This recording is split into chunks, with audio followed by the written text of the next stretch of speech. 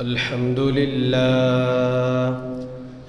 لله وكفى وسلام على عباده الذين اصطفى أما بعد فأعوذ بالله من الشيطان الرجيم بسم الله الرحمن الرحيم الله لا إله إلا هو الحي القيوم لا تأخذه سنة ولا نوم له ما في السماوات وما في الأرض من ذا الذي يشفع عنده إلا بإذنه يعلم ما بين أيديهم وما خلفهم وقال تعالى في آية أخرى لقد سمع الله قول الذين قالوا إن الله فقير ونحن أغنياء وقال تعالى في شان حبيبه ومحبوبه إن الله وملائكته يصلون على النبي يا أيها الذين آمنوا صلوا عليه وسلموا تسليما اللهم صل على محمد وعلى آل محمد كما صليت على إبراهيم وعلى آل إبراهيم إنك حميد مجيد اللهم بارك على محمد وعلى آل محمد كما باركت على إبراهيم وعلى آل إبراهيم إنك حميد مجيد بلغ العلا بكماله كشف الدجى بجماله حسنت جميع خصاله صلوا عليه وآله رہے میرے مسکن حوالی کعبہ بنے میرے مدفن دیار مدینہ بلغ العلا بکمالہ كشف الدجى بجماله حسنت جميع خصاله صلوا عليه وآله سبحانك لا علم لنا إلا ما علمتنا إنك أنت العليم الحكيم اللهم إني أعوذ بك من شر سمعي ومن شر بصري ومن شر لساني ومن شر قلبي ومن شر مني محترم حاضرين শ্রদ্ধেয় মুরব্বিয়ানে কিরাম মুসল্লিয়ানে ইজাম দিন প্রিয় ইসলাম প্রিয় কোরআন প্রিয় নবী প্রিয় ভাইয়েরা মহান রব্বুল আলামিনের দরবারে লক্ষ কোটি শুকরিয়া যিনি অত্যন্ত আদর করে মায়া করে যাচাই করে বাছাই করে দুনিয়ার সমস্ত ঝামেলা থেকে মুক্ত করে আজকে সপ্তাহের সর্বশ্রেষ্ঠ দিন জুমার দিনে আমাদেরকে আগে আগে মসজিদে আসার তৌফিক দান করেছেন এজন্য শুকরিয়া তান সকলেই পড়ি আলহামদুলিল্লাহ লক্ষ কোটি দুরূদ ও সালাম বিশ্ব মানবতার মুক্তির দূত আকা ইনামদারে তাজদারে মদিনা সরকারে দু আলম সরওয়ারে দু আলম সরওয়ারে কায়নাত রহমাতুল লিল আলামিন কুদওয়াতুল লিল মুমিনিন ইমামুল মুরসালিন খাতামুন নবিয়্যিন হযরত মুহাম্মদ মুস্তাফা সাল্লাল্লাহু আলাইহি ওয়াসাল্লামের উপর। মুহতারাম হাজিরিন, আজকে আমরা একটি গুরুত্বপূর্ণ বিষয় নিয়ে আলোচনা করব। বিষয়টা হলো আল্লাহ রব্বুল ইজ্জতের শান ও মান এবং আল্লাহ তাআলার কুদরত কত বড়। আল্লাহ তাআলার সাথে বেয়াদবি করার ফসল, আল্লাহ তাআলাকে খেলায় তাচ্ছল্য ভরে বা অবহেলাবশত আল্লাহ তাআলার ব্যাপারে এমন কোনো কথা বলা যাবে না যে কথাটা আল্লাহ তাআলা নারাজ হয়ে যান, যেটা শরীয়ত সম্মত নয়। আপনাদের সামনে যে আয়াতটি তেলাওয়াত করেছি, প্রসিদ্ধ একটি আয়াত, আয়াতুল কুরসি।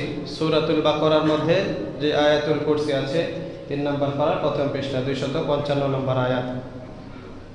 এই আয়াতুল কুরসির মধ্যে আল্লাহ তাআলা তার পরিচয়টা তুলে ধরেছেন। কোরআনের অসংখ্য অগণিত আয়াতের মধ্যে এরকম বারবার আল্লাহ তাআলা নিজের শান বোঝাচ্ছেন, কুদরত বোঝাচ্ছেন, তিনি কেমন কুদরতওয়ালা।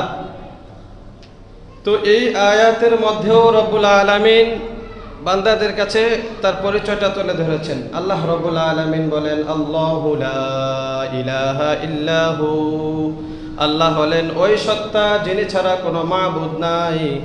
আল হাইয়ুল কাইয়ুম, তিনি হলেন চিরঞ্জীব, সব সময় জীবিত, তার কোনো মৃত্যু নাই, ক্ষয় নাই, লয় নাই। আল কাইয়ুম, তিনি হলেন সব কিছুর নিয়ন্ত্রক, সব কিছুকে তিনি নিয়ন্ত্রণ করেন, এগুলো তিনি একাই করেন, কারো কোনো সহযোগিতা নেন না। আসমান, বিশাল বড় আসমান, এত জমিন, বড় জমিন, এগুলোর নিয়ন্ত্রণ একমাত্র তিনিই করেন। বারবার এগুলো বোঝানো, আয়াতগুলো বলার উদ্দেশ্য হলো রবকে চেনা। আল্লাহ রব্বুল আলামিনকে না চিনলে তাকে মানা যায় না, চেনাটা হলো আগে জরুরি। তো কেউ যদি কাউকে না চেনে সহজে তাকে মানে না। এজন্য আল্লাহ তাআলা বারবার নিজের পরিচয় দিচ্ছেন। কারণ একজন এমপি সাহেব যদি আমাদের মসজিদে এখানে আসে, কেউ চিনেন না, তো তারা কেউ সালামও দেবে না, পিছনে বসে থাকবে। আবার সবাই চেনে তো সালাম কালাম দিবে, সামনে আইনা বসাবে। ঠিক এরকম একজন বুজুর্গ ব্যক্তি মসজিদে আসলো, কেউ চিনে না, তো ওনার কোনো মূল্যায়ন নাই। যদি সবাই চিনে তাহলে ওনার একটা মূল্যায়ন থাকবে, গুরুত্ব থাকবে যে উনি একজন বড় মাপের লোক। এজন্য আল্লাহ রব্বুল আলামিনকে মানার জন্য আগে শর্ত হলো তাকে চিনা। আল্লাহ তাআলা সব কিছু নিয়ন্ত্রণ করেন। কেমন ভাবে নিয়ন্ত্রণ করেন? বলে যে বিশাল আসমান, এক একটা আসমান কত বড়। তাফসীরের মধ্যে আছে, হাদিসের মধ্যে আছে, নবীজি সাল্লাল্লাহু আলাইহি ওয়াসাল্লাম বলেন, পৃথিবী থেকে প্রথম আসমান পর্যন্ত যতটুকু ফাঁকা জায়গা আছে, ঠিক তদ্রূপ ফাঁকা জায়গার পরিমাণটা যতটুকু, এই পরিমাণে হলো প্রথম আসমানের মোটা অংশটা। আসমানটা এই পরিমাণ মোটা, এখান থেকে প্রথম আসমান যতটুকু, এই ফাঁকা পরিমাণ প্রথম আসমানটা এমন মোটা। আবার প্রথম আসমান থেকে দ্বিতীয় আসমান পর্যন্ত যতটুকু ফাঁকা, ঠিক তদ্রূপ তৃতীয় আসমানও এরকম, দ্বিতীয় আসমানও এরকম মোটা, আবার ফাঁকা জায়গা, আবার মোটা জায়গা।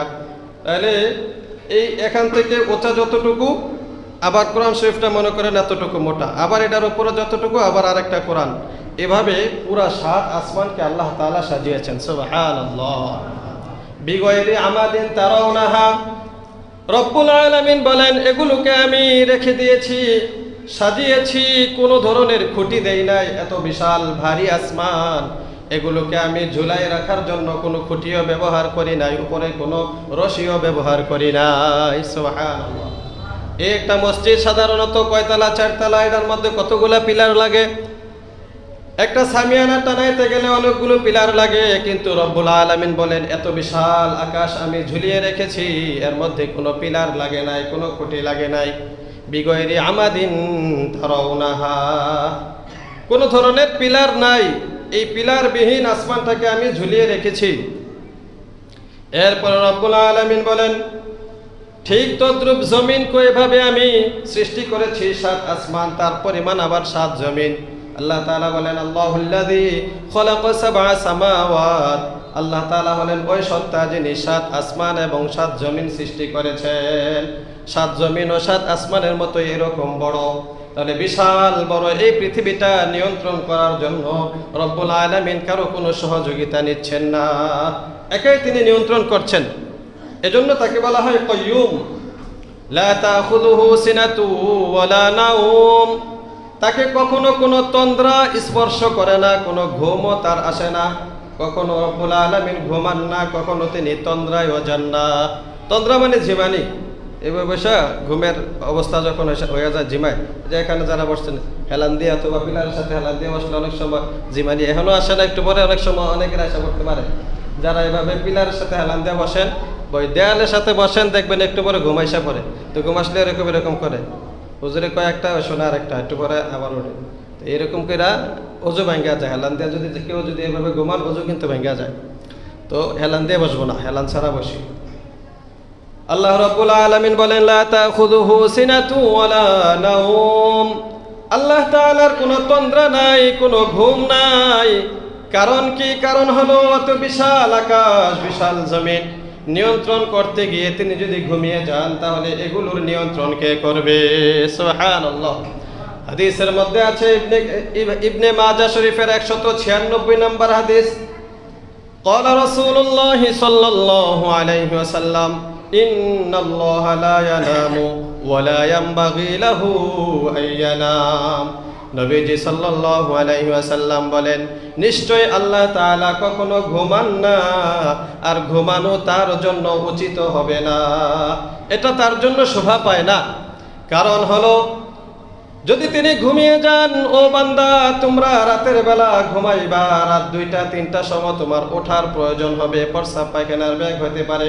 বান্দা তুমি যদি এই অবস্থায় উঠতে চাও আর রব্বুল আলামিন যদি ঘুমিয়ে থাকেন, তাহলে তোমাকে ঘুম থেকে কে উঠাবে? সুবহানাল্লাহ। আল্লাহ বলেন, ও বান্দা শোনো, রাতের বেলা তোমার কত ধরনের প্রয়োজন পড়তে পারে, তোমার ক্ষেত খামারে দেখে শোনার মতো দেখে রাখতে হয়। বান্দা তুমি ঘুমাইবা, রাত 3টার সময় তোমার ঘুম ভেঙে যাবে। ও বান্দা, তোমাকে তখন ঘুম থেকে উঠাবে কে? আমি রব যদি ঘুমিয়ে যাই, তা আমি তো ঘুমাই না, আমি সবগুলো নিয়ন্ত্রণ করতে হয়। বান্দা, আমি ঘুমাইলে এগুলো নিয়ন্ত্রণ করার মতো আর কে আছে? কে এগুলো দেখবে? এজন্য আমি ঘুমাই না। আমি ঘুমালে এগুলো নিয়ন্ত্রণ করার মতো কেউ থাকবে না। এজন্য আমি সব সময় সজাগ থাকি, জাগ্রত থাকি। লা তাখুযুহু সিনাতুন ওয়ালা নাওম লাহু মা ফিস সামাওয়াতি ওয়া মা ফিল আরদ। আল্লাহ বলেন, আসমান জমিনে যা কিছু আছে সব কিছুর মালিক হলাম আমি আল্লাহ। তাহলে মানুষ, আমরা যাদেরকে দেখতেছি, বরং আমরা নিজেদের মালিক না, আমাদের মালিক হলেন একমাত্র আল্লাহ। আমাদের মালিক কে? আল্লাহ। আমাদের জায়গা জমিনের মালিক। যত আমরা মারামারি কাটাকাটি করি না কেন, এক ভাই আর এক ভাইয়ের জায়গা নেওয়ার জন্য কত ফন্দি আমরা আটি, কত রকমের কৌশল অবলম্বন করি, ষড়যন্ত্র করি। রব্বুল আলামিন বলেন, এগুলোর মালিকানা তো আমার নামে, তোমরা কেন এমন করছো? আমরা বিভিন্ন সময় কত বাহাদুরি করি, মসজিদ নিয়েও বাহাদুরি, মাদ্রাসা নিয়েও বাহাদুরি, আমার মসজিদ আমার মাদ্রাসা, জায়গা জমিন রাস্তাঘাট নিয়ে বাহাদুরি। রব্বুল আলামিন বলেন, লাহু মা ফিস সামাওয়াতি ওয়া মা ফিল আরদ। এই সবগুলোর মালিক তো হলাম আমি। ও বান্দা, তোমার বাহাদুরি এখানে খাটবে না। তাহলে সব কিছুর মালিক হলেন একমাত্র আল্লাহ। লাহু মা ফিস সামাওয়াতি ওয়া মা ফিল আরদ মান যাল্লাযী ইয়াশফাউ ইনদাহু ইল্লা বিইযনিহি। আল্লাহ তাআলা বলেন, আমি যখন আমার কঠোর রূপ দেখাবো, কঠোরতা দেখাবো হাসরের ময়দানে, আমার অনুমতি ছাড়া এমন কে আছে যে কথা বলবে? একজনও পাওয়া যাবে না যারা আমার অনুমতি ছাড়া আমার সামনে কথা বলতে পারবে। সূরা নাজমের মধ্যে রব্বুল আলামিন বলেন, ওয়া কাআইয়্যিম মিন মালাকিন ফিস সামাওয়াতি লা তুগনি শাফাআতুহুম। আল্লাহ বলেন, আসমানে কত ফেরেশতা আছে, নৈকট্যপ্রাপ্ত কত বান্দারা আছে, ফেরেশতারা আছে। জিবরাইল, মিকাইল, ইসরাফিল, আজরাইল সহ বড় বড় ফেরেশতারা আমার কাছে থাকে, কিন্তু সেদিন ভয়ের কারণে কেউ আমার কাছে কোনো ধরনের সুপারিশ করার মতো সাহস পাবে না। সুবহানাল্লাহ। রব বলেন, কারণ এগুলোর আমার ক্ষমতার কাছে তারা সবাই একেবারে নিঃশেষ হয়ে যাবে, সেখানে কেউ কোনো কথা বলার মতো অধিকার রাখবে না। ইয়ালামু মা বাইনা আইদিহিম ওয়া মা খালফাহুম। আল্লাহ বলেন, আমি সব কিছু জানি, সামনের পিছনের সব কিছু খবর আমি রাখি। এমনকি একেবারে সমুদ্রের অতল গহ্বরে গভীর নিচে, একেবারে সবচেয়ে নিচে যদি একটা পাথর থাকে, কালো পাথর, পাথরের ভিতরে যদি একটা কালো পিপিলিকা ঘুরে, সেই পিপিলিকাটার পর্যন্ত অবস্থাটা, এটা পর্যন্ত আমি রব্বুল আলামিন জানি। ও বান্দা, এটা তোমরা কেউ জানো না। সুবহানাল্লাহ। তাহলে সব কিছুর মধ্যে আমার ইলম আছে, সব কিছুকে আমি জানি। লা ইউহিতুনা বিশাইইম মিন ইলমিহি ইল্লা বিমা শা। আল্লাহ তাআলা বলেন আমার এলেম থেকে আমি যাকে বিন্দু পরিমাণ দান করি সেই কেবল এলেম পায়, এছাড়া কারো কোনো এলেম নাই। যত বড় আলেম হোক, যত বড় মুফতি হোক, পৃথিবীর শ্রেষ্ঠ বিজ্ঞানী সবচাইতে জ্ঞানী লোকটাও আমার এলেমের কাছে তার এলেমের কোনো তুলনাই হয় না। আল্লাহর একজন নবী ছিলেন হযরতে মূসা আলাইহিস সালাম। মূসা আলাইহিস সালাম একবার আল্লাহ তাআলার কাছে বললেন, ও আল্লাহ, পৃথিবীতে এবার এই মুহূর্তে সবচেয়ে বড় জ্ঞানী লোক কে আছে? আল্লাহ তাআলা বললেন, একজন জ্ঞানী লোক আছে, তার নাম হলো হযরতে খিজির আলাইহিস সালাম। তিনি সমুদ্রের পাড়ে থাকেন, তিনি জনগণের সাথে বসবাস করেন না। হযরতে মূসা আলাইহিস সালাম খিজির আলাইহিস সালামের সাক্ষাতে গেলেন। সূরা কাহফের মধ্যে 15 নম্বর পারার মধ্যে এই ঘটনাটা এসেছে। মূসা আলাইহিস সালাম গিয়ে হযরত খিজির আলাইহিস সালামকে বললেন, হাল আত্তাবিউকা আলা আন তুআল্লিমানি মিম্মা উল্লিমতা রুশদা। মূসা বললেন, ও খিজির, আমি কি আপনার ছাত্র হতে পারবো? আপনি আমাকে কিছু শিখাবেন? আপনার ছাত্র হওয়ার জন্য আমি আগ্রহী। হযরত মূসা আলাইহিস সালাম খিজির আলাইহিস সালামকে বললেন যে আমি আপনার ছাত্র হওয়ার জন্য আসছি, আপনাকে আল্লাহ তাআলা যে ইলম দান করেছে আমাকে একটু শিখাবেন। হযরত খিজির আলাইহিস সালাম বললেন, তুমি তো আমার সাথে থাকতে পারবা না, তুমি আমার সাথে থাকলে তোমার সবরে কুলাবে না, ধৈর্যে কুলাবে না, কারণ আমার এমন কিছু এলেম আছে যে এলেম অনুযায়ী কাজ করলে তুমি মনে করবা যে এগুলো ঠিক না। খিজির আলাইহিস সালাম তাকে বললেন, তুমি আমার সাথে থাকতে পারবা না, সবর করতে পারবা না, কারণ আমার এলেমের সাথে তোমার এলেমের মিল হবে না। এবার মূসা আলাইহিস সালাম বললেন যে ঠিক আছে, সমস্যা নাই, আমি সবর করব। সাতাজিদুনি ইনশাআল্লাহু মিনাস সাবিরিন। আপনি আমাকে সবরকারী পাবেন, তো আমাকে একটু সুযোগ দেন, আমি আপনার কাছ থেকে এলেম শিখব। খিজির বললেন ঠিক আছে। এবার দুজনে মিলে নদীতে ভ্রমণ করবেন। নদীর কাছে গেলেন, যাওয়ার পরে একটা নৌযান দেখতে পেলেন, নৌকা দেখতে পেলেন। খিজির আলাইহিস সালাম সেই নৌকার মধ্যে উঠে গেলেন। নৌকার মধ্যে ওঠার পরে মূসাও সেই নৌকার মধ্যে উঠলেন। ওঠার পরে হযরত খিজির আলাইহিস সালাম দেখলেন নৌকার একপাশে একটা চড়ুই পাখি এসে বসলো। বুখারী শরীফের মধ্যে আছে, নবীজি সাল্লাল্লাহু আলাইহি ওয়াসাল্লাম বলেন, খিজির আলাইহিস সালাম তখন মূসাকে বলেছিলেন, ও মূসা, এই চড়ুই পাখিটার দিকে তাকাও। তাকানোর পরে দেখলেন চড়ুই পাখিটা সমুদ্রের কিনারা থেকে নৌকার উপরে বসে এক ফোঁটা পানি মুখে নিয়েছে। এবার খিজির বললেন, ও মূসা শোনো, এই যে চড়ুই পাখিটা সমুদ্র থেকে এক ফোঁটা পানি পান করেছে, একটা ঠোকর মেরেছে, না করতান আও না করতাইন, অথবা দুইটা ঠোকর মেরেছে। ও মূসা শোনো, এত বিশাল সমুদ্রের পানি থেকে মাত্র এক ফোঁটা বা দুই ফোঁটা পানি এই চড়ুই পাখিটা খেয়েছে। মূসা শোনো, তুমি সহ আমি সহ পৃথিবীতে যারা আছি আমাদের সকলের এলেম আল্লাহর এলেমের তুলনায় এর চাইতে আরো কম। সুবহানাল্লাহ। আল্লাহ তাআলার এলেম ওয়ালা ইউহিতুনা বিশাইইন মিন ইলমিহি ইল্লা বিমা শাআ, সব কিছুকে তিনি বেষ্টন করে রেখেছেন। ওয়াসিআ কুরসিয়্যুহুস সামাওয়াতি ওয়াল আরদ। আল্লাহ তাআলার কুদরত, তিনি বলেন, আল্লাহ বলেন, আমার কুদরত হলো আমার যে কুরসি আছে সেই কুরসিটা এত বড়, পুরা আসমান জমিন সব কিছুকে একটা কুরসি বেষ্টন করে রেখেছে। সুবহানাল্লাহ। কুরসি মানে চেয়ার, সিংহাসন। আল্লাহ বলেন এই কুরসিটা আমার, কুরসিটা ওয়াসিআ কুরসিয়্যুহুস সামাওয়াতি ওয়াল আরদ, সব আসমান জমিন যত বিশাল, এই আসমান জমিন সব কিছুকে বেষ্টন করে রেখেছে আমার কুরসি।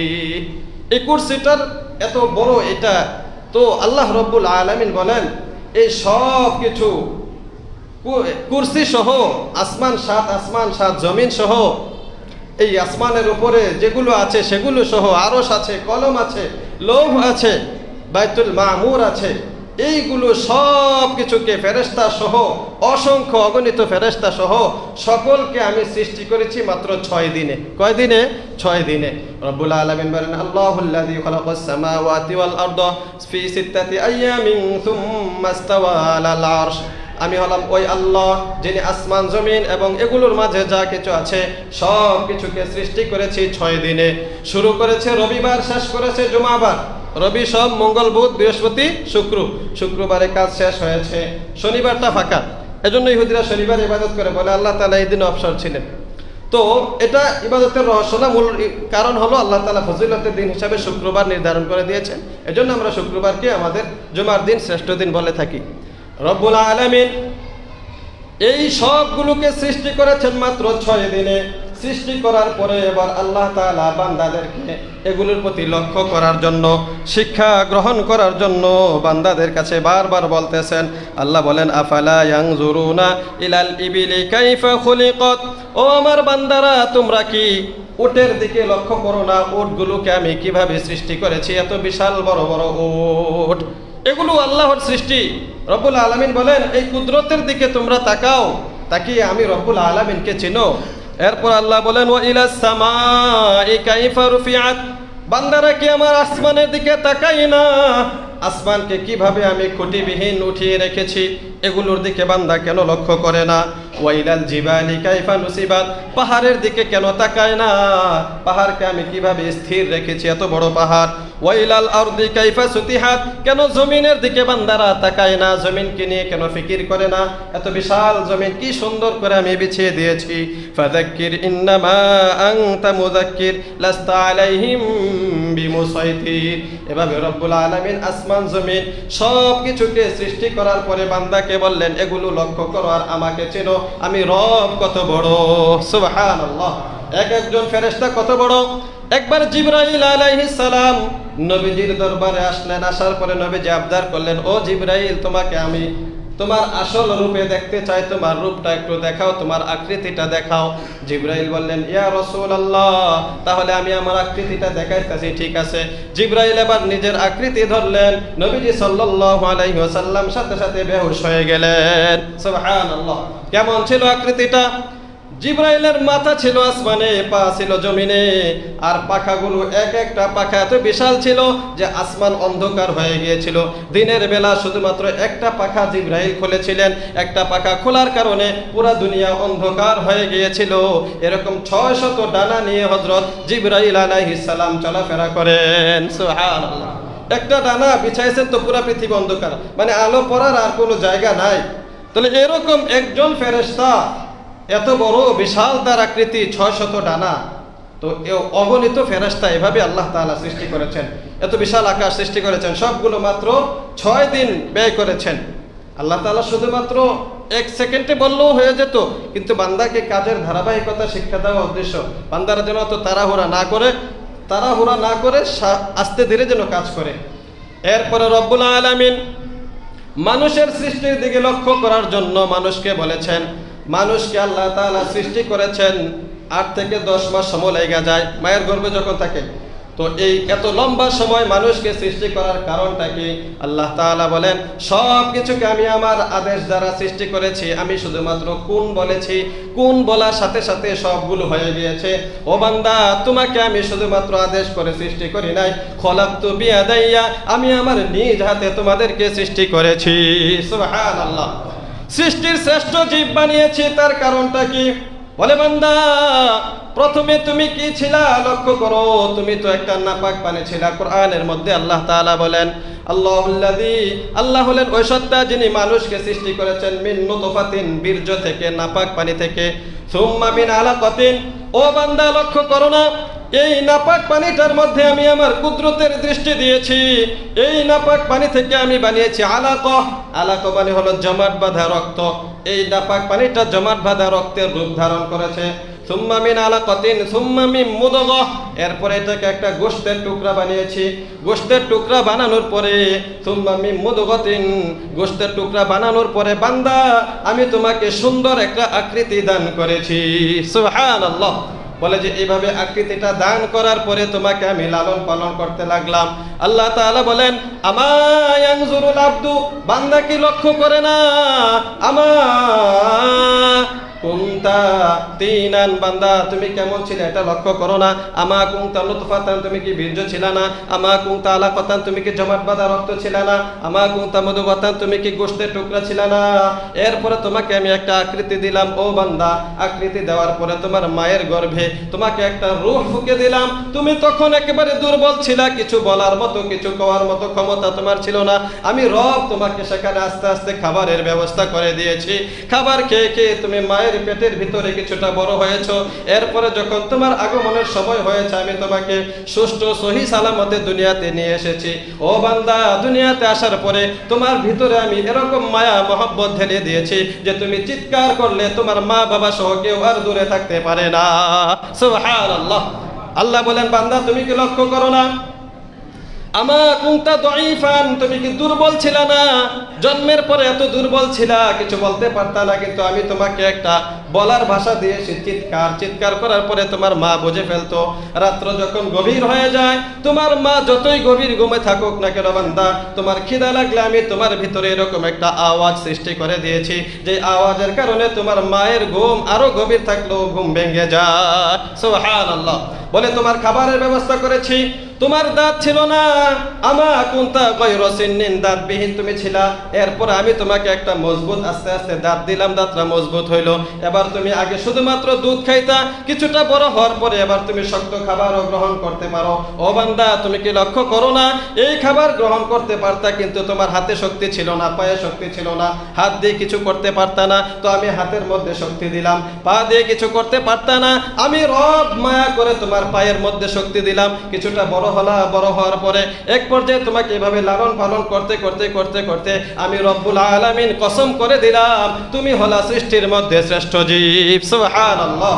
সূরা ৩ এর মধ্যে আল্লাহ বলেন, ওয়াত-তিন ওয়াজ-যাইতুন ওয়া তুরি সিনিন ওয়া হাযাল বালাদিল আমিন লাকাদ খালাকনাল ইনসানা ফি আহসানি তাকওয়িম সুম্মা রাদাদনাহু আসফালা সাফিলিন ইল্লাল্লাযীনা আমানু ওয়া আমিলুস সলিহাত ফালাহুম আজরুন গায়রু মামনুন ফামা ইউকাযযিবুকা বা'দু বিদ্দিন আলাইসাল্লাহু বিআহকামিল হাকিমিন। এই সূরার মধ্যে রব্বুল আলামিন বান্দাকে সৃষ্টি করার পরে কেমন প্রিয় বানিয়ে দিয়েছেন, কেমন শ্রেষ্ঠ মাখলুক বানিয়ে দিয়েছেন। রব্বুল আলামিন বলেন, ৩ ফলের কসম করে বলতেছি, জাইতুনের কসম করে বলতেছি, ওয়া তুরি সিনিন ওয়া হাযাল বালাদিল আমিন, তুর পর্বতের কসম করে বলতেছি, পবিত্র শহরের নিরাপদ শহর মক্কা মদিনার কসম করে বলতেছি। ও বান্দারা শোনো, লাকাদ খালাকনাল ইনসানা ফি আহসানি তাকওয়িম, এই 4টা কসম খাওয়ার পরে আমি বলতেছি, বান্দা আমি রব তোমাকে সবচাইতে সুন্দর আকৃতিতে সৃষ্টি করেছি। সুবহানাল্লাহ। তাহলে পৃথিবীর মধ্যে একেবারে কালো যে মানুষটা, চেহারা সুন্দর না, নাক বোচা, চেহারা বোচা, দেখতে খারাপ দেখা যায়, রব্বুল আলামিন বলেন এই বান্দাটাকে আমি সৃষ্টির শ্রেষ্ঠ মাখলুক হিসাবে সৃষ্টি করেছি। সুবহানাল্লাহ। তাহলে কাউকে নিয়ে এরকম বিরূপ মন্তব্য করা যাবে না। কোন মানুষের আকৃতি নিয়ে, চেহারা নিয়ে, তার ভাব, তার শরীর দেখে তাকে তিরস্কার করা যাবে না। কারণ আল্লাহ এতগুলো কসম করার পরে বলেন যে এই মানুষগুলোকে আমি অনেক সুন্দর বানিয়েছি, সবচেয়ে সেরা সুন্দর বানিয়েছি, এর চেয়ে সুন্দর আর কিছু হতে পারে না। তাহলে সব কিছুকে সৃষ্টি করলেন মাত্র 6 দিনে, আর মানুষকে এত ধীরে ধীরে ধীরে ধীরে আস্তে আস্তে বানিয়েছেন, এর একমাত্র কারণ হলো শ্রেষ্ঠত্ব বোঝানো। আসমান জমিনের বড়ত্ব অনেক বেশি। লা খালকুস সামাওয়াতি ওয়াল আরদি আকবার মিন খালকিন নাস ওয়ালাকিন্না আকসারুন নাস লা ইয়ালামুন। আল্লাহ বলেন, ও বান্দারা, আসমান জমিনের সৃষ্টি এটা অনেক বড় বিষয়, এগুলো বিশাল হওয়া সত্ত্বেও আমি এগুলো তোমাদের চাইতে আরো বড় সৃষ্টি করতে আরো সময় বেশি লাগার কথা ছিল, কিন্তু এই সবগুলোকে আমি সৃষ্টি করেছি মাত্র 6 দিনে, আর তোমাদেরকে ধীরে ধীরে ধীরে ধীরে মায়ের গর্ভ থেকে আস্তে আস্তে এভাবে বড় করলাম। ও বান্দা, একমাত্র কারণ হলো আমি তোমাকে মহব্বত করি, আমি তোমাকে শ্রেষ্ঠত্ব দান করেছি। সুবহানাল্লাহ। এই বান্দার প্রতি আল্লাহ তাআলা সৃষ্টির পর থেকে হাজারো নিয়ামত দিয়ে ডুবিয়ে রেখেছেন। ও বান্দা, 1 সেকেন্ডের জন্য বাতাস বন্ধ করে দিলে তোমার অবস্থা খারাপ হয়ে যাবে, রুদ্র বন্ধ করে দিলে অবস্থা খারাপ হয়ে যাবে, ফলমূল সহ গাছগাছালি সহ হাজারো নিয়ামত দিয়ে বান্দা তোমাকে ডুবিয়ে রাখতেছে। এর একমাত্র কারণ হলো বান্দা ইল্লা লিয়াবুদুন, এরপরে তুমি আমার ইবাদত করবা, এটা হলো তোমার কাছে আমার কামনা।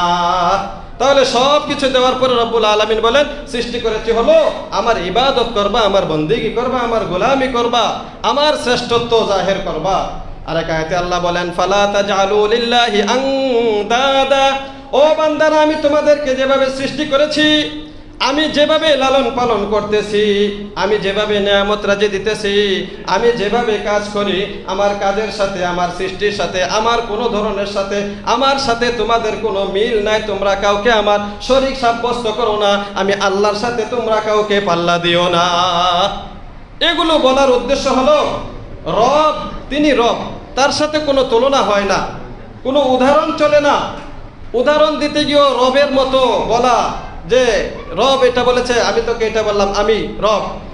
এই যে বিশাল বড় যে ফিতনা কিছুদিন ধরে আমাদের সমাজে আমরা যেটা লক্ষ্য করতেছি, এক শিল্পী গানাজার ওই আল্লাহ তাআলার কথা নিয়ে ব্যঙ্গ করেছে, আল্লাহ তাআলাকে নিয়ে। আপনারা দেখেছেন কথাগুলো, কত বড় জঘন্যতম কথা বলেছে, যে আল্লাহ তাআলা এক মুখে কয় কথা বলে, অথচ সে যে কথাগুলো বলেছে এগুলো আল্লাহ তাআলা বলেন নাই। আল্লাহি কোরআন হাতে আছে, সে যে চারটা শব্দ বলেছে, আউয়ালু মা খালাকাল্লাহু নূর, আউয়ালু মা খালাকাল্লাহু লাশ, আউয়ালু মা খালাকাল্লাহু রূহ, এভাবে চারটা কথা বলছে। বানায় বোনায় কিছু আরবি, অশুদ্ধ আরবি বলার পরে বলে আল্লাহ তাআলা এক মুখে কয় কথা বলে। একবার বলে তিনি প্রথমে বানাইছেন রূহ, একবার বলে তিনি প্রথমে বানাইছেন নূর, একবার বলেন তিনি প্রথমে বানাইছেন হইল ইশক। তিনি এক মুখে কয় কথা বলে, তার কথার তো কোনো খারাপ ভাষা, নিকৃষ্ট ভাষা ব্যবহার করেছে, যে মুখ এবং পিছনের অংশ দিয়ে মানুষের পিছনের অংশের সাথে তুলনা করেছে, যে আল্লাহর কথা এইগুলা এরকম, এগুলার কোনো ভ্যালুয়েশন নাই, এগুলার কোনো আগামাতা নাই, এই কথাগুলা গ্রহণযোগ্য না। তিনি তার এই কথাগুলার মাধ্যমে আল্লাহ তাআলাকে মুনাফিক সাব্যস্ত করেছেন। কারণ আল্লাহ তাআলা তো এক কথা বলবেন, তিনি তার কথা অনুযায়ী কাজ করবেন। এবার সে বলতেছে এক মুখে কয় কথা কয়, এটা মুখ কয় না অন্য কিছু কয়। আপনারা শুনেছেন না ভিডিওটা, এখানে যারা আছেন? তাহলে এখন আমার প্রশ্ন হলো, প্রিয় ভাই, এই সমাজে আপনারা বসবাস করেন, আমরা বসবাস করছি, পুরা দেশের মধ্যে, পুরা পৃথিবীর মধ্যে আল্লাহ তাআলার হাজারো লাখো কোটি বান্দা আছে। তো কোটি কোটি বান্দা আল্লাহ তাআলার ইবাদত বন্দেগী করতেছে, এর বিপরীতে কিছু বান্দা নাফরমানি করে, এর দ্বারা আল্লাহ তাআলার বিন্দু পরিমাণ শান মান কমবে না। কিন্তু আমাদের জন্য উচিত হলো এ ধরনের জঘন্যতম যারা কথা বলবে তাদেরকে উচিত শিক্ষা দিয়ে দেওয়া। কোরআন ও হাদিস থেকে আমরা কি শিক্ষা পাই?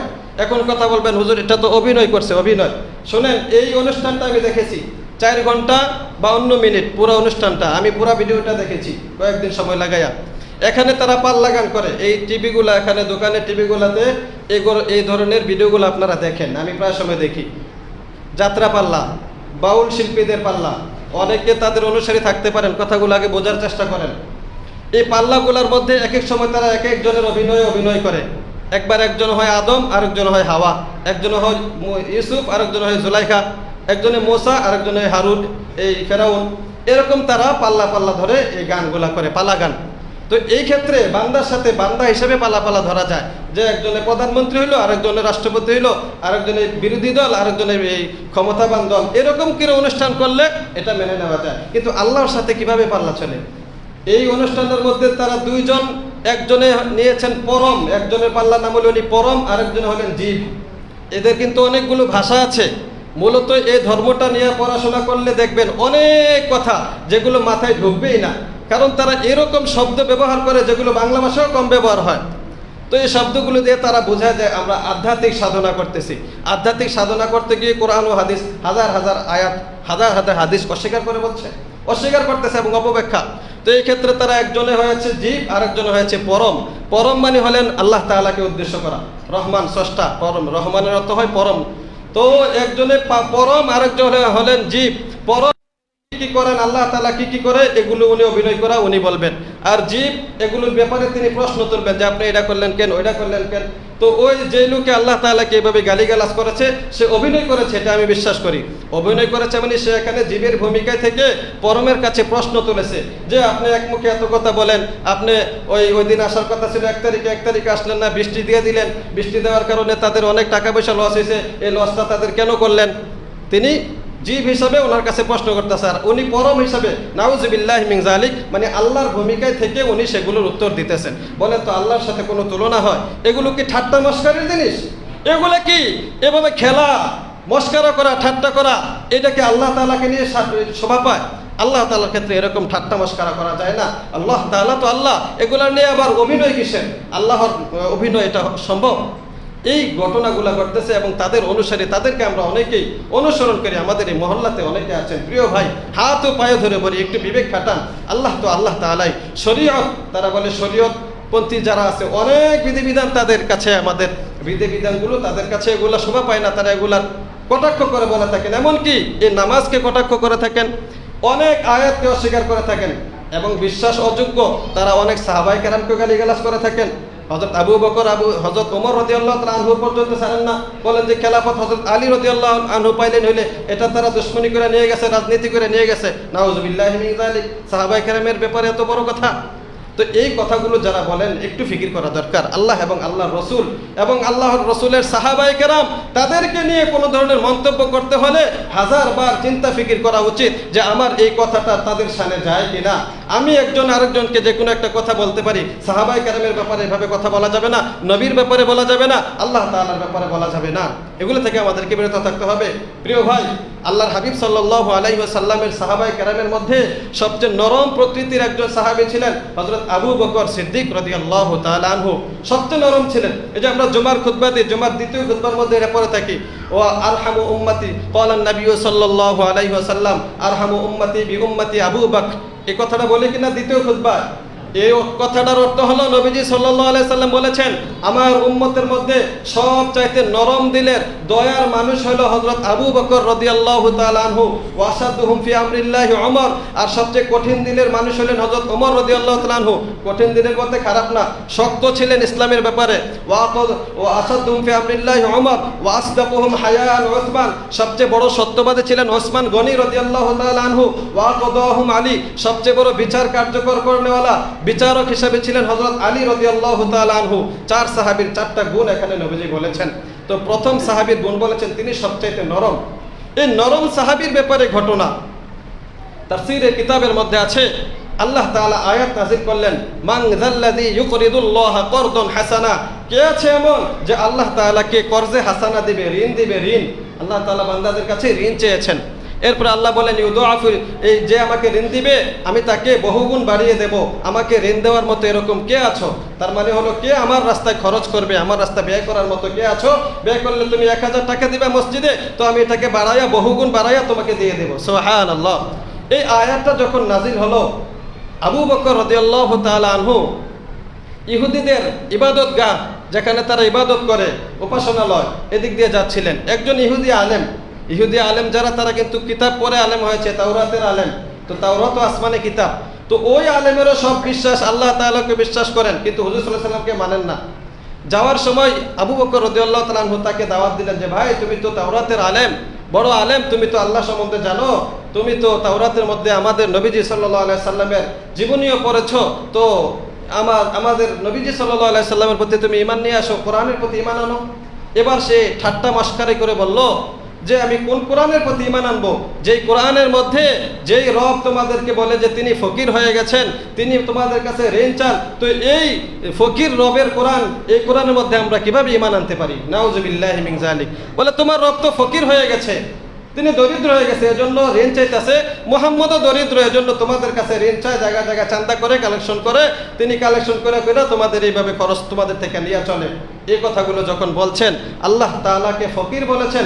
আবু বকর রাদিয়াল্লাহু তাআলা আনহু নরম দিলের মানুষ, আর নরম তখন থাকেন নাই, 5 আঙ্গুল দিয়ে এমন জোরে একটা চপাটাঘাত করেছেন, থাপ্পড় দিয়েছেন। বুখারী শরীফ সহ হাদিসের কিতাবে আসে যে এই থাপ্পড়ের পরে ওই ইহুদির গালের মধ্যে 5 আঙ্গুলের দাগ পড়ে গেছে। সুবহানাল্লাহ। নরম সাহাবী কিন্তু একেবারে নরম দিলের। সাধারণত মানুষের কথার জবাব দিতেন না, কারোর সাথে কটুবাক্য করতেন না, রাগ করতেন না। এই সাহাবী যখন এভাবে আঘাত করলেন, এই ইহুদি দৌড়াইয়া নবীজির দরবারে আসলো। আয়েশা বলল, হে মুহাম্মদ, তোমার সাহাবী, তোমার আবু বকর আমাকে এরকম আঘাত করেছে, দেখো আমার অবস্থাটা কি করেছে। এই কথা বলার পরে নবীজি বিশ্বাস করতে কষ্ট হচ্ছে, আবু বকর তো এরকম করার কথা না। তুমি মনে হয় ওমরকে দেখেছো? বলে যে না, আমি আবু বকরকে দেখেছি, ওমরকেও চিনি, আবু বকরকেও চিনি। থাপ্পড়টা আমাকে আজকে যে দিয়েছে এটা আবু বকরই। এভাবে নবীজির সাথে কথা বলতে বলতে পিছন দিকে আবু বকরও আসলেন, পিছনে পিছনে আসার পরে নবীজি বললেন, আবু বকর, তুমি কি ইহুদিকে এভাবে থাপ্পড় দিয়েছো? তার নাম হলো ফিনহাস। তুমি কি ফিনহাসকে এভাবে থাপ্পড় দিয়েছো? আবু বকর বললেন, ইয়া রাসূলুল্লাহ, অবশ্যই আমি তাকে থাপ্পড়টা মেরেছি।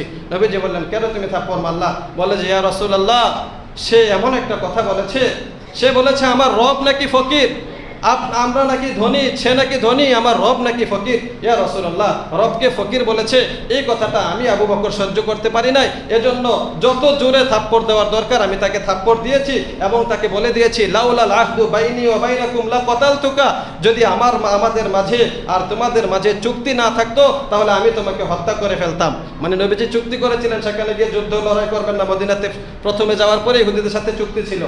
আবু বকর বলেছিলেন, যদি চুক্তি না থাকতো আমি তোমাকে মেরে ফেলতাম, কারণ তুমি আমার আল্লাহকে নিয়ে কটুবাক্য করেছো, আল্লাহর ব্যাপারে কথা বলতে সাবধানে বলতে হবে। সে বলে, কই আমি তো আল্লাহকে বিশ্বাস করি, এরকম একটু মজা করলাম। কিন্তু মজা করার পরও এই কাজটা আবু বকর সহ্য করতে পারেন নাই। না, তখনও সে স্বীকার করেনি, পরবর্তীতে স্বীকার করেছে। তখনও সে স্বীকার করেনি, বলে যে না আমি তো এই কাজ করিনি। আল্লাহর হাবিব সাল্লাল্লাহু আলাইহি সাল্লাম বললেন, আবু বকর দেখো, তুমি যদি তাকে থাপ্পড় মেরে থাকো তাহলে ইসলামের বিধান অনুযায়ী কিসাস গ্রহণ করতে হবে, ইহুদিও তোমাকে একটা থাপ্পড় মারতে হবে। যে জোরে তুমি থাপ্পড় মেরেছো এরকম শক্তি দিয়ে তোমার গালের মধ্যে ইহুদি একটা থাপ্পড় বসাই দিবে। আবু বকর রাদিয়াল্লাহু তাআলা আনহুকে হুজুরে পাক সাল্লাল্লাহু আলাইহি সাল্লাম জিজ্ঞাসা করলেন, এ আবু বকর তোমার কোনো সাক্ষী আছে কিনা? বলে যে রাসূলুল্লাহ আমার তো কোনো সাক্ষী নাই, কেউ তো দেখে নাই। তখন নবীজি বললেন ইহুদিকে, ইহুদি কথা কি সত্য তুমি বলেছো? বলে যে না আমি তো আল্লাহকে ফকির বলি নাই। তো ইসলামের বিধান হলো বাদী আর বিবাদী, যিনি বাদী হবেন, যিনি বিচার নিয়ে যাবেন উনি কসম করে বলবেন, আর যিনি যার বিরুদ্ধে বিচার দিবে উনি সাক্ষী পেশ করতে হবে। অর্থাৎ আবু বকর রাদিয়াল্লাহু তাআলা আনহু এখানে সাক্ষী পেশ করা উচিত, আর ইহুদি কসম করে বলবে। ইহুদি তো কসম করতে তার কোনো মুখে বাধে না, কসম করে বলে ফেলছে, তাহলে এই ক্ষেত্রে সে সফল। আর আবু বকর রাদিয়াল্লাহু তাআলা আনহু সাক্ষী পেশ করতে পারছেন না। এই অবস্থায় বিচার নবীজি করে দিলেন যে এখন ইহুদি তোমার গালের মধ্যে একটা থাপ্পড় মারবে। ইহুদি যখন গালের মধ্যে থাপ্পড়টা মারবে, আল্লাহ তাআলা হযরত জিবরাইল আলাইহিস সালামকে পাঠিয়ে দিলেন, আয়াতে কারিমা নাজিল হয়ে গেল, লাকাদ সামিআল্লাহু কাওলাল্লাযিনা ক্বালু ইন্নাল্লাহা ফাকীরু ওয়া নাহনু আগনিয়া। আল্লাহ বলেন, ও হাবিব আপনি আবু বকরের গায়ে হাত উঠাবেন না, আবু বকরকে মারতে দিবেন না। এই ইহুদি আল্লাহ তাআলাকে, আমি আল্লাহকে ফকির বলেছে আমি নিজে শুনেছি। সুবহানাল্লাহ। আল্লাহ বলেন আমি সাক্ষী, লাকাদ সামিআল্লাহ, আল্লাহ শুনেছেন, কাওলাল্লাযিনা ক্বালু ইন্নাল্লাহা ফাকীর, যে বলেছে যে আল্লাহ তাআলা ফকির, এই কথাটা আমি আল্লাহ নিজে শুনেছি। অতএব হে ইয়া রাসূলুল্লাহ আপনি আবু বকরকে থামান, আবু বকরকে বাঁচান, আবু বকরকে যেন ইহুদি থাপ্পড় না মারতে পারে। নবীজি ইহুদির হাতে ধরে ফেলেন, ইহুদি তুমি আমার আবু বকরের গায়ে হাত উঠাইতে পারবে না, কারণ আল্লাহ তাআলা আয়াতে কারিমা নাজিল করে দিয়েছেন তুমি এই কথাটা অবশ্যই বলেছো। এরপরে ইহুদি স্বীকার করেছে। আল্লাহর হাবিব সাল্লাল্লাহু আলাইহি ওয়াসাল্লাম এই ঘটনা, আবু বকর রাদিয়াল্লাহু তাআলা আনহুর এই ঘটনা থেকে মুহাদ্দিসিনে কেরাম লিখেন যে আল্লাহ তাআলার ব্যাপারে কথা বলতে খুব সাবধানে বলা চাই, যেমন তেমন কথা আল্লাহ তাআলার ব্যাপারে বলা যায় না।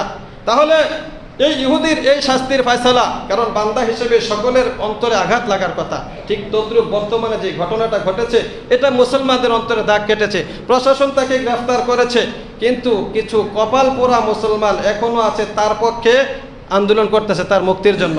বলেন তার মুক্তি হওয়ার দরকার না তার শাস্তি হওয়া দরকার? এরকম একটা নাফরমান তাকে মুক্তি দিয়ে দেওয়া, যারা মুক্তি চাইতেছে তারা তার দোষগুলা বলে না, দোষটা বলে যে তার মুক্তি চাই, নিঃশর্ত মুক্তি চাই, আমরা তার শাস্তি চাই। হ্যাঁ, এই নিয়ে আমরা দাঙ্গা হাঙ্গামা করব না, আমরা মারামারি করব না, প্রশাসন তাকে দেখবেন, শাস্তি দিবেন। কিন্তু উচিত হলো যে আল্লাহ তাআলাকে নিয়ে কটুবাক্য বলবে, যার সামনে বলবে সেই এর বিচার করে নেবে। প্রশাসন পর্যন্ত যদি যাইতে চায় দেখা যায় অনেক সময় বিচার ছুটে যায়। যদি প্রশাসন ধরে নিয়ে যান তাহলে ভিন্ন কথা, তখন আর কেউ কিছু বলতে হবে না। আল্লাহ তাআলা আমাদেরকে এই কথাগুলো বোঝার এবং আমল করার তৌফিক দান করুক। আমিন। ওয়া আখিরু দাওয়ানা আলহামদুলিল্লাহ।